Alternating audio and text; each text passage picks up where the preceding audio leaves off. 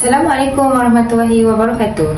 Kumpulan kami memilih tajuk Kes Sabitan Rasuah ke atas bekas Ketua Setiausaha Kementerian Kemajuan Luar Bandar dan Wilayah. Datuk Muhammad Arif Abdul Rahman, bekas Ketua Setiausaha Kementerian Kemajuan Luar Bandar dan Wilayah, dan anaknya Ahmad Zuhairi telah terlibat dalam kes rasuah di Malaysia. Kes ini berkaitan dengan dakwaan bahawa mereka menerima suapan daripada beberapa syarikat untuk memberikan kontrak dan projek kerajaan. Mereka didakwa menerima suapan untuk memberikan kontrak dan projek pembangunan luar bandar di bawah KKLW kepada beberapa syarikat terpilih. Pada tarikh 23 Ogos 2016 yang bertempat di Royal League Club Jalan Cendera Mulia, mereka telah menerima rasuah berjumlah RM627,636.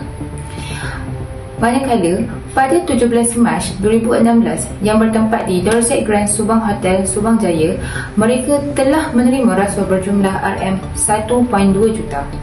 Dan bagi pertuduhan ketiga dan keempat pada 18 Ogos dan September 2016 yang bertempat di Permai Golf and Country Club, Kota Kemuning dan Garden Coast Glamoria Golf and Country Club Shah Alam, mereka telah menerima rasuah berjumlah RM130,000 Malaysia. Datuk Muhammad Arif Abdul Rahman dikenakan hukuman penjara 3 tahun dan denda RM3 juta atas tuduhan bersubahat dengan anaknya yang telah menerima rasuah sebanyak RM627,636 pada tahun 2016. Manakala, mahkamah juga menjatuhkan hukuman penjara 5 tahun dan denda RM9.6 juta ke atas anaknya Ahmad Zuhairi di atas pertuduhan yang sama. Rasuah, satu perkataan yang membawa pelbagai implikasi buruk, bukan hanya merosakkan integriti sistem tetapi juga menjejaskan perkembangan sesebuah negara. Namun, apakah yang mendorong seseorang untuk terlibat dalam kesalahan rasuah? Dalam dokumentari ini, kita akan melihat lebih dekat kepada faktor-faktor yang menyumbang kepada berlakunya rasuah dalam masyarakat kita. Bagi sesetengah orang, faktor pertama yang mendorong mereka terlibat dalam rasuah adalah sikap dan nilai peribadi individu yang tamak, kurang integriti, atau mereka yang melihat rasuah sebagai cara untuk meraih keuntungan peribadi. Mungkin lebih cenderung melakukan kesalahan ini. Manusia sering terdedah kepada godaan untuk mengambil jalan pintas, terutamanya ketika mereka berhadapan dengan keadaan kewangan atau kesukaran ataupun tekanan peribadi. Pada ketika ini, seseorang mungkin berfikir, ini peluang sekali seumur hidup, dan akhirnya melangkah ke jalan yang salah.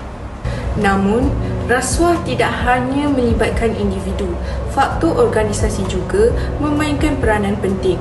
Dalam sesetengah kes, budaya organisasi yang lemah atau kurangnya pengawasan memberi ruang bagi amalan rasuah ini berkembang. Dalam organisasi yang tidak mengutamakan ketulusan atau pengawasan yang ketat, rasuah menjadi satu kebiasaan.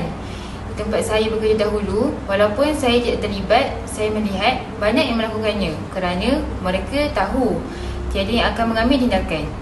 Kecenderungan sosial dan ekonomi turut berperanan.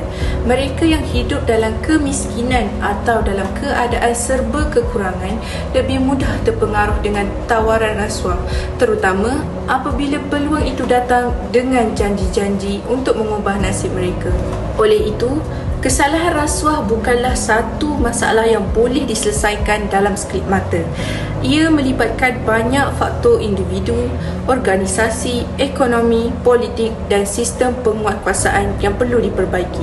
Untuk menghapuskan rasuah, perubahan besar perlu berlaku di semua peringkat masyarakat. Perubahan ini dimulakan dengan kita. Jangan biarkan rasuah menghancurkan masa depan kita. Terdapat beberapa elemen-elemen implikasi yang melibatkan ketua setiausaha adalah besar dan berpotensi mempengaruhi banyak pihak. Berikut adalah beberapa implikasi yang dapat disimpulkan dari segi individu, negara, masyarakat dan organisasi.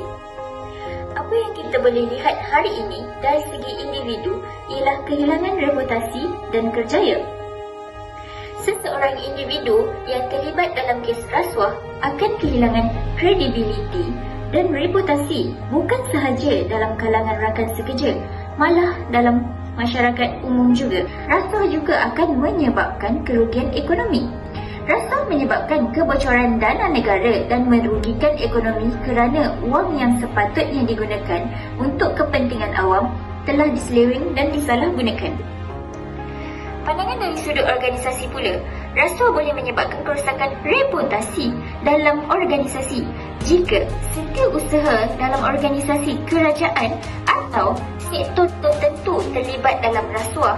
Sesebuah organisasi itu akan terbalik dan menyebabkan hilang kepercayaan awam. Kehilangan bakat dan sumber organisasi manusia yang berkualiti juga merupakan salah satu sebuah organisasi itu merosot.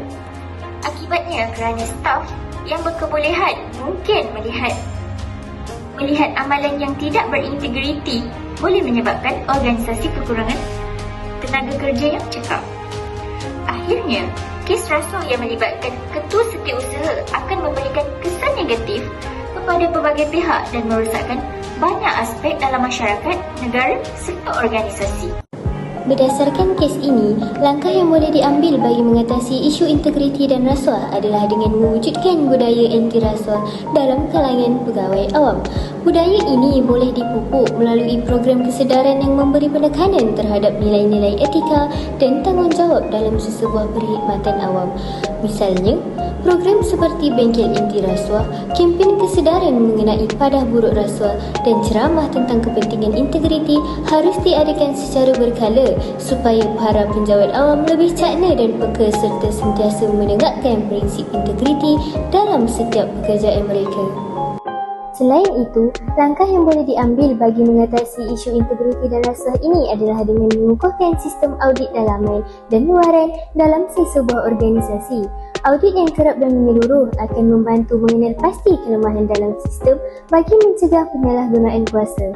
Selain itu, Suruhanjaya Pencegahan Rasuah Malaysia juga hendaklah memainkan peranan dengan mengadakan kunjungan secara berkala ke agensi-agensi kerajaan atau sektor swasta, kemudian menyemak laporan audit bagi setiap transaksi kewangan. Hal ini bertujuan untuk meningkatkan nilai integriti pegawai-pegawai awam sekaligus membendung jenayah rasuah dalam Malaysia. Pengajaran yang boleh diambil daripada kes ini ialah sebagai seorang penjawat awam, kita mestilah mempunyai integriti yang tinggi dalam diri. Hal ini kerana rasuah tidak hanya merosakkan reputasi individu itu sendiri, malah menjejaskan maruah keluarga dan memudarkan kepercayaan masyarakat terhadap sesebuah institusi awam. Maka, pegawai awam seharusnya mempunyai etika kerja yang tinggi dan menjunjung prinsip ketulusan dalam memastikan urusan kerajaan dijalankan dengan adil dan berkesan.